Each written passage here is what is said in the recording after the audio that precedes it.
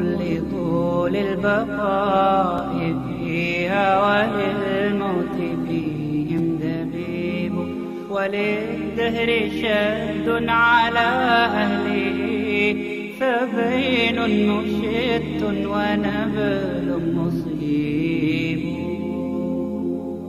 ألا كل ما هو آت قريب وللأرض من كل حي نصيب Assalamu alaikum wa rahmatullahi wa barakatuh. Praise be to Allah for allowing us all to gather here tonight and also for giving me a really good car park out the front. Basically tonight I wanted to talk a little bit about my way to Islam. I, like Brother Clay there, grew up in the country. We had a farm. We also didn't have very much fun with chickens. And again, likewise, we didn't have any television. We were left to play amongst ourselves, make our own fun. And I guess I was left on those cold winter nights to contemplate about life when I was 4 years old and think about, was there more to life? And I didn't really think that much about it, to be honest. When we moved to the city, I remember my best friend at the time, who really it was only happening to be my best friend because we sat together in grade 3. He was a very devout Christian. Now, his parents were devout Christians. He was obviously just dragged along to church. But my whole life, I'd never been to a church, not once.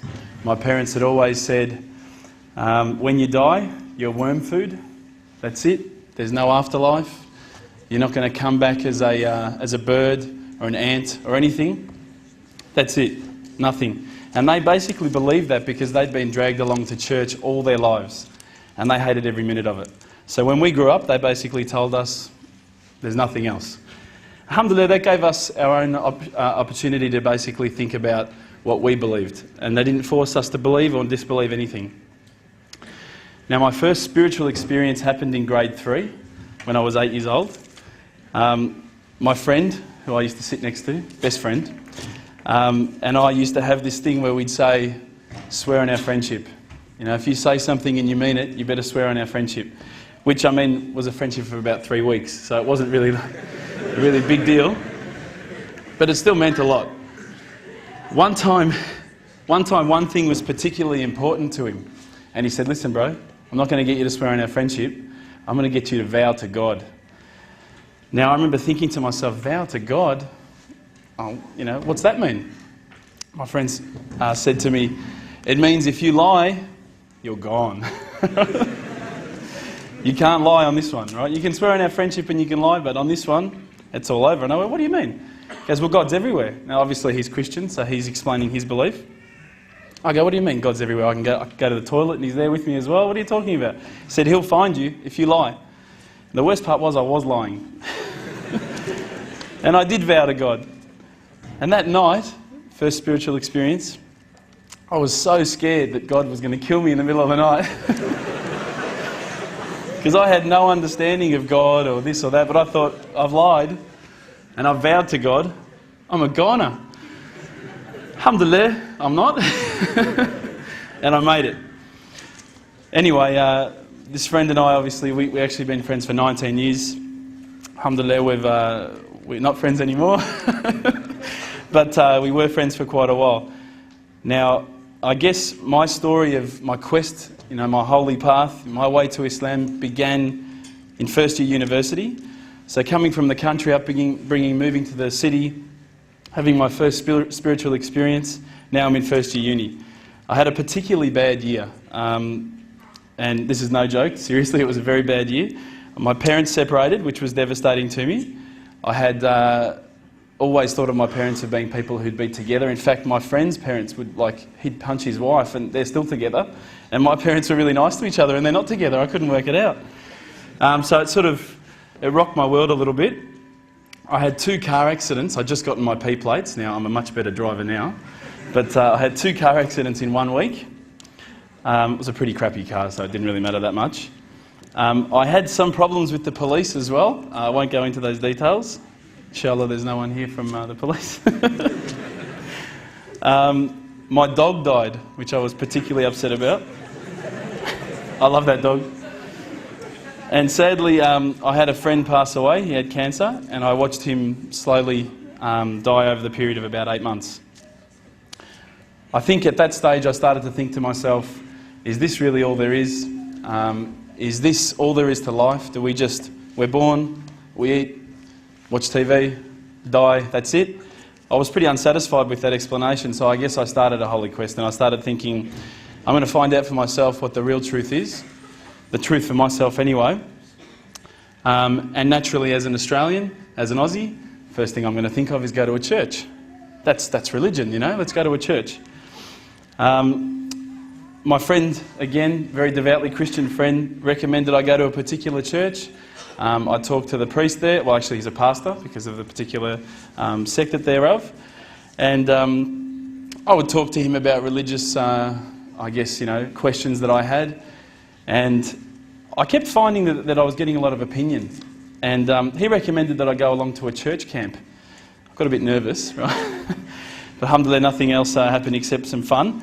We went along to this church camp. I'm not meaning to offend anyone here, by the way, okay? We went along to this church camp, and everybody was singing so much, I couldn't believe it. I didn't know any of the words that anyone was singing. I didn't know any of the notes to hit or whatever. I felt pretty stupid. But it was a really nice camp. Everyone was really loving. Everyone was really nice to each other.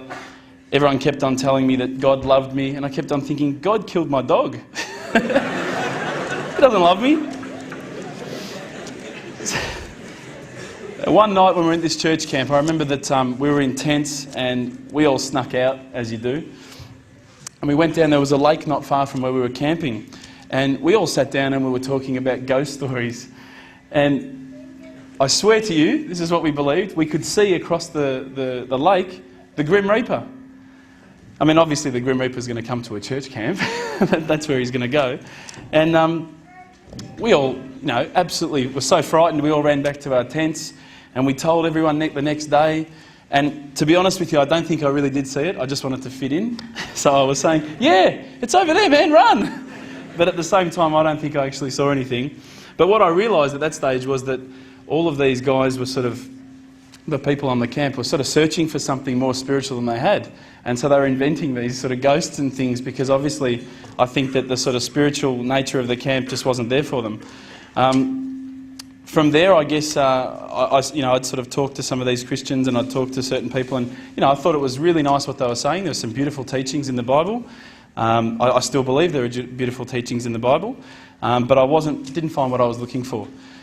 At that time, I was working in a service station. You've probably paid me for some fuel in the past. It was quite a while ago, but I'm sure you have. And I was working alongside a Hindu. Now, we're not talking Apu from The Simpsons or anything like that, but lovely guy. He was studying as well at the same university, at this university, at Melbourne Uni. And we would have these deep theological debates at about midnight while people were buying their gas. You know, they were taxi drivers, this and that. And one of the things that I kept on asking him is, you know, talk to me about all these gods. I don't understand. How come you have to have all these gods? He goes, no, well, there's all these gods and there's a certain number of gods that are more powerful. I said, but seriously, bro, what's the deal with the guy with the elephant head? Come on, you know, he's got a few arms, he's got an elephant head. Come on, what's going on there?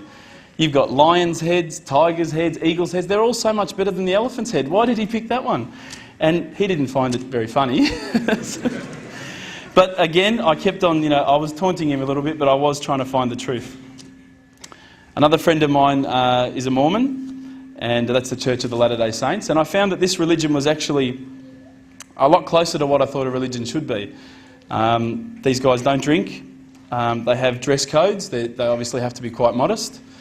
They don't drink caffeine, so Coke's out. So if anyone here likes Coke, forget it. Don't be a Mormon. You can't drink it. That's not the only reason, but anyway. Again, I went to their house. We had dinner, beautiful meal. And then they said, listen, let's all kneel on the floor and pray. And I thought, oh yeah, that's quite nice. It was a nice meal. I should probably thank someone for it. So we knelt down, and then everyone started singing again. And I thought, what is with this